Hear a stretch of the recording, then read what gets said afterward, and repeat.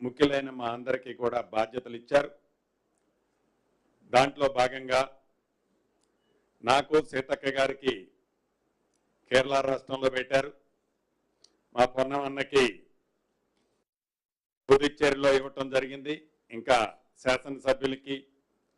Parliament సభ్యులకు కూడా వివిధ ప్రాంతాల్లో బాధ్యతలు ఇవ్వటం జరిగింది. దాంట్లో భాగంగా సుమారు ఒక వారం రోజుల పైచిలకు నేను కేరళలో ఉండటం జరిగింది. కేరళలో మేము తిరిగినంత ప్రాంతంలో రేపు జరగబోయే పోలింగ్లో యూడీఎఫ్ అంటే కాంగ్రెస్ మిత్ర బృందమైన యూడీఎఫ్ పార్టీ అద్భుతమైన మెజార్టీతో అధికారంలోకి రాబోతుందని చెప్పడానికి సంతోషిస్తున్నాను. దాంట్లో ప్రధానంగా తెలంగాణ రాష్ట్ర ముఖ్యమంత్రి రేవంత్ రెడ్డి గారు, ఉప ముఖ్యమంత్రి వర్యులు బట్టి విక్రమార్క గారు, ఇంకా చాలా మంది పెద్దలు శ్రీధర్ బాబు గారు, ఇంకా చాలా మంది మంత్రులు పెద్దలు కూడా ఈ ప్రచారంలో పాల్గొన్నప్పుడు, వివిధ నియోజకవర్గాల్లో జిల్లాల్లో తిరిగినప్పుడు తెలంగాణ రాష్ట్రంలో ఏవైతే అభివృద్ధి సంక్షేమ కార్యక్రమాలు ఈ ప్రజా ప్రభుత్వంలో చేస్తున్నామో ఈ చేసే వాటిని మోడల్గా కేరళ రాష్ట్రంలో కూడా గడిచిన 10 సంవత్సరాల్లో పరిపాలించిన ఎల్డీఎఫ్ పార్టీ చేసిన కార్యక్రమాలని తెలంగాణ రాష్ట్రంలో ఆనాటి 10 సంవత్సరాలు పరిపాలించిన దొరల పాలనకి మార్చి ప్రజాపాలన వచ్చిన తర్వాత చేసిన సంక్షేమాన్ని కంపేర్ చేసి చూపించిన తర్వాత తప్పకుండా కేరళలో యూడీఎఫ్ పార్టీ మిత్ర బృందం బ్రహ్మాండమైన మెజార్టీతో రాబోతుందని తెలుపుతూ మేమందరం ఈ ఎలక్షన్ హడావుడిలో ఉన్నప్పుడు కొంతమంది ప్రధాన ప్రతిపక్షం అని చెప్పుకునే కొంతమంది నాయకులు ఈ ప్రభుత్వం మీద, ఈ ప్రభుత్వంలో పనిచేస్తున్న మంత్రుల మీద ఏవైతే అనేక అసత్యాలమైన వార్తలు, పచ్చి అబద్ధాలు, నిజాన్ని అబద్ధంగా చిత్రీకరిస్తూ అనేక ఆరోపణలు అబద్ధాలరావు గారు చేయటం మనం చూసాం. ఆ అబద్ధాలరావు గారికి డ్రామాలరావు గారు, ఈ డ్రామాలరావు గారు అబద్ధాలరావు గారికి వారి సెకను మామగారు, వీరి అవతారం అంతా, వారి టీం అంతా అబద్ధాలని అసత్యాలని ప్రజలకి మభ్యపెట్టడం కోసం, ప్రజలని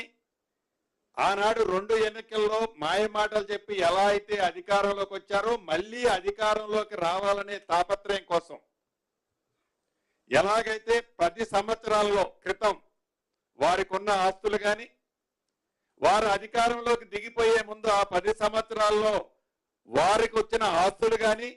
ఆ వివరాలన్నీ ఒక్కొక్కటి ఎక్కడ బయటకు వస్తాయనే ఆందోళనతో కావచ్చు, ఈ ప్రజాప్రభుత్వం అధికారంలోకి వచ్చిన ఈ 2 సంవత్సరాలు 3 నెలలు, 2 సంవత్సరాలు 4 నెలల్లో ఏవైతే ఏ ఎన్నికలు వచ్చినా అవి బై ఎన్నికలు కావచ్చు, పార్లమెంట్ ఎన్నికలు కావచ్చు, స్థానిక సంస్థల ఎన్నికలు కావచ్చు, మున్సిపల్ కార్పొరేషన్ ఎన్నికలు కావచ్చు,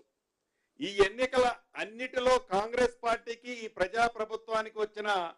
ఫలితాలు చూసిన తర్వాత జీర్ణించుకోలేక ఆ సత్యాన్ని అరిగించుకోలేక ఇక మనం నిజం చెప్తే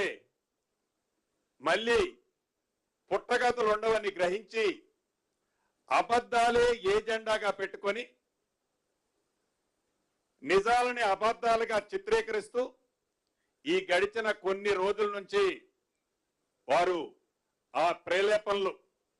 ఆ రెచ్చగొట్టే తరం, ఆ శాసనసభలో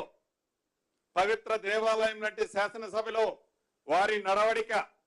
వారి ప్రవర్తన రాష్ట్ర ప్రజలు ప్రతిదీ గమనిస్తున్నారు. ఈ మంత్రివర్గంలో ఉప ముఖ్యమంత్రి బట్టి విక్రమార్క గారి మీద బిల్లుల మీద పర్సంటేజ్లని, సింగరేణిలో అవకతవకలని అనేక ఆరోపణలు చేస్తే ఆ ఉప ముఖ్యమంత్రి గారి మీద మరొక సహచర మంత్రివర్యులు ఉత్తమ్ కుమార్ రెడ్డి గారు, నీటిపారుదల పౌర సరఫరాల శాఖ మంత్రి, ఆ పౌర సరఫరాల్లో ఏదో 1000 కోట్లు అవినీతి జరిగిందని, ఈ పౌర సరఫరాలకు సంబంధించిన బియ్యాల్లో కుంభకోణాలు జరిగినాయని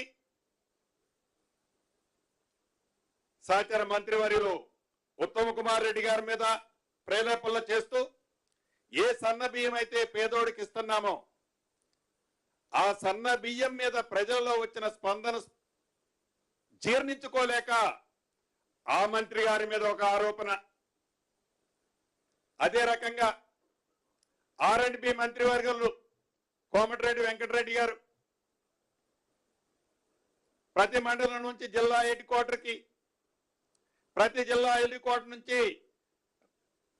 స్టేట్ హెడ్ క్వార్టర్కి ఏవైతే రోడ్లు విస్తరణ చేసి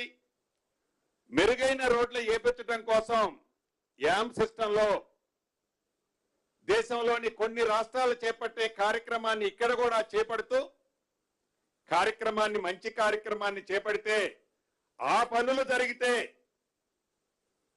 వారి ఉనికి కోల్పోతారని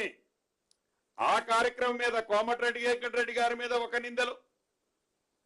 అదే రకంగా ఎక్సైజ్ శాఖ మంత్రివర్యులు జూపల్లి గారి మీద ఏవైతే ఆ బాటిల్స్ కేసే స్టిక్కర్ల సిస్టంలో కానీ,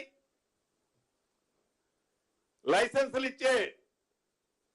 పారదర్శకంగా పెట్టే టెండర్ల సిస్టంలో కానీ అనేక అవకతవకలు జరిగాయని ఆ జూపల్లి కృష్ణారావు గారి మీద, అదే రకంగా గౌరవ ముఖ్యమంత్రి గారు రేవంత్ రెడ్డి గారి శాఖకు సంబంధించిన ఇల్ట్ పాలసీ కానీ, TDR పాలసీ కానీ సంబంధించిన ఇలా ప్రతి మంత్రి మీద, చివరికి నా మీద ముందు ఏదో క్రషర్ అంటాడు, తర్వాత నాగోలులో నాదరగల్ అంటాడు,